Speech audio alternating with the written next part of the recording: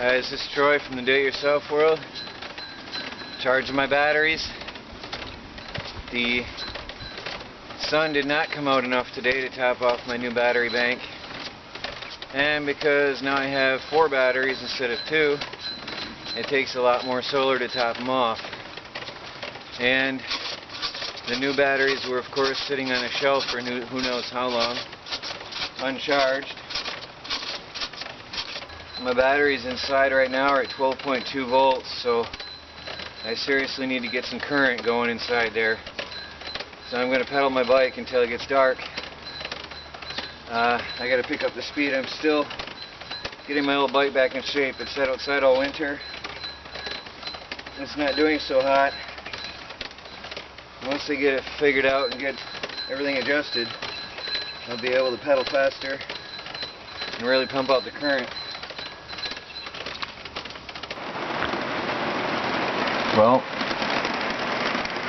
this gives you an idea what rain is like in a camper, especially if you have open spaces on the ceiling, which I need to get to town and buy some paneling, fix this up. I'm going to use some I'm going to use some spray foam up in here and finish this up. I have a piece of foam for this. Finish the gaps and finally finish this camper soon.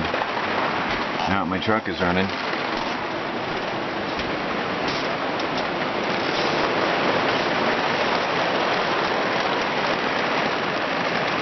You can really hear the rain coming down loud. And that is also hard on your charging. I'm only getting half an amp. My batteries are 12.4 volts. And it's 9:30 in the morning. Hope you can see that. Where I should be getting some charge going right now. It's also only 58 degrees in here. I think I need to get the fireplace going.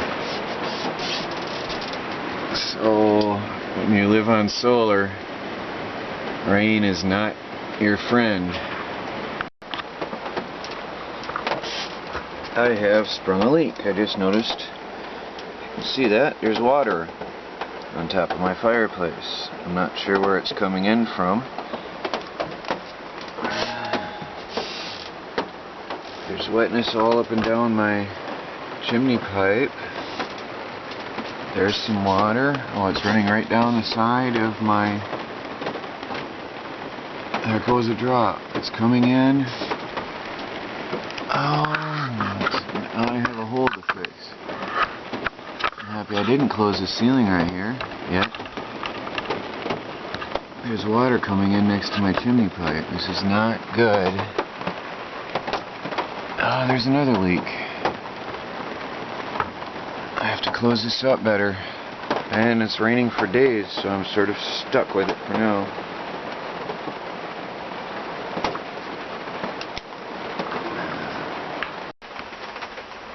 Well, my composting toilet is working out very nicely. I'm surprised there is no smell. I keep a empty peanut can full of sawdust, pine shavings, next to my toilet. I have to figure a better place to keep that. I'm eventually thinking a large coffee can up here in the corner once I get this covered up, but I'll have to figure out how best to do this. I definitely need to make a trip into town, but I save up my shopping list until I can do everything at once, and then I'll get this plywood and finish this off.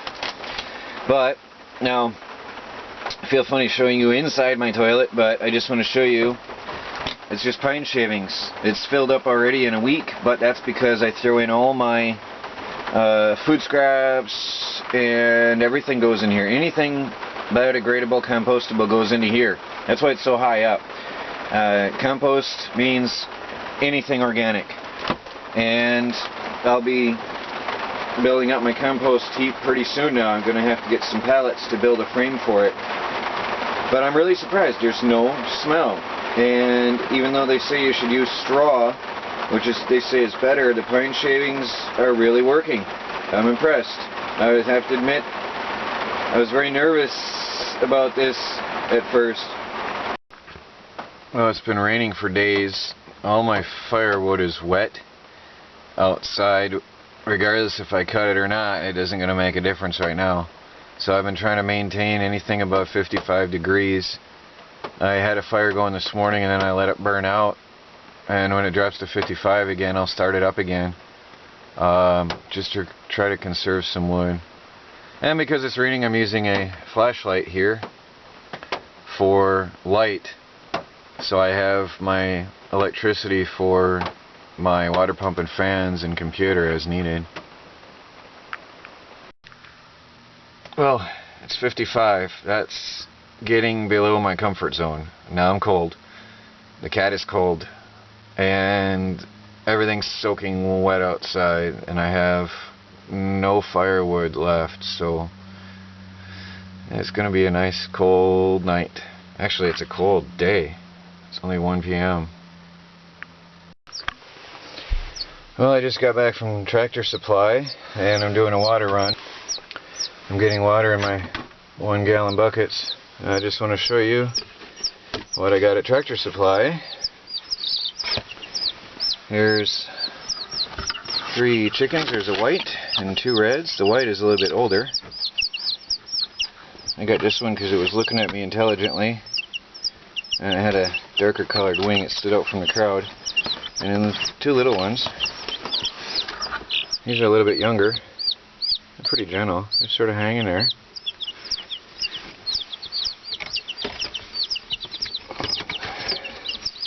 Now these are egg layers. But it's going to take some time before they're providing eggs for me. And then I got something special. These are tiny, tiny little birds. These are little Bantam chickens. That's a silky. You can see the feathers on the feet and the dark colored skin. They're cold because it's 35 degrees out and I've been driving them home in the truck. But these have blue skin. And these are 1 day old. There's another cute little baby. I've got a mix of little babies in here, different varieties of Bantam chickens, and we're going to raise these up. There's a cutie. Little baby. They're cold. We got to get them into their cage. Just wanted to show you what I got today.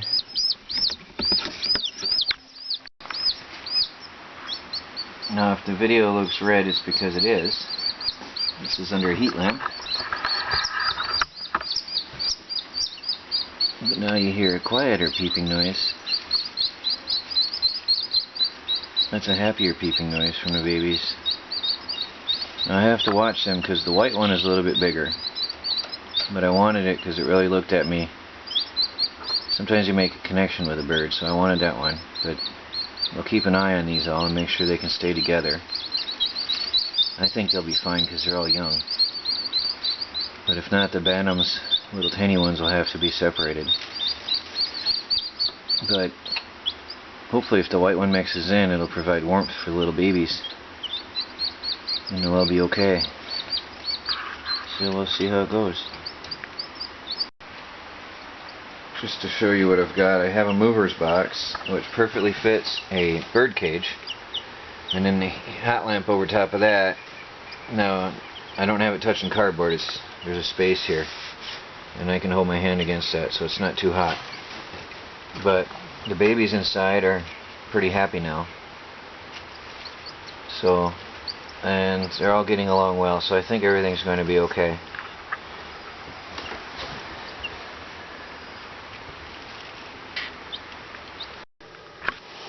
Well, it's 4 o'clock in the afternoon. I only have an amp of charge, which is the most I've had all day today. It's 12.8 under charge, but that's not the real voltage. And let me get a light so you can see this. It's 48 degrees at 4 p.m. inside. And that isn't nice. I'm wearing my winter coat now.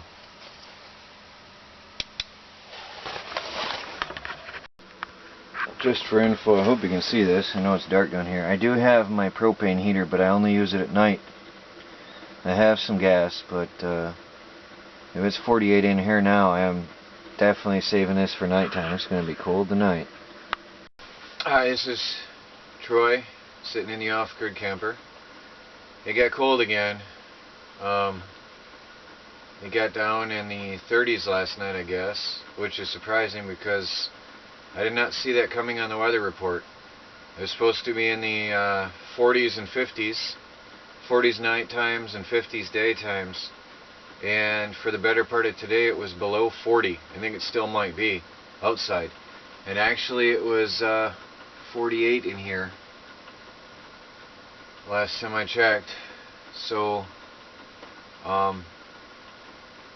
it's gonna be a cold one. It's wet out. It's been raining for the better part of 3 days. I have no firewood cut because it's wet, and of course, as you all should know by now, I sort of got thrust into this without being prepared. Normally you should have your firewood cut for the whole season ahead of time, and obviously I didn't have that chance to prepare. The chainsaw isn't running. I did have a little bit of wood for yesterday, but it was so cold I burned it up already by this morning, so I am just going to tough it out. Warmer days will be on the way, hopefully. I do have a cup of coffee. This is happiness on a cold day. Actually, look at the cat looking for warmth by me.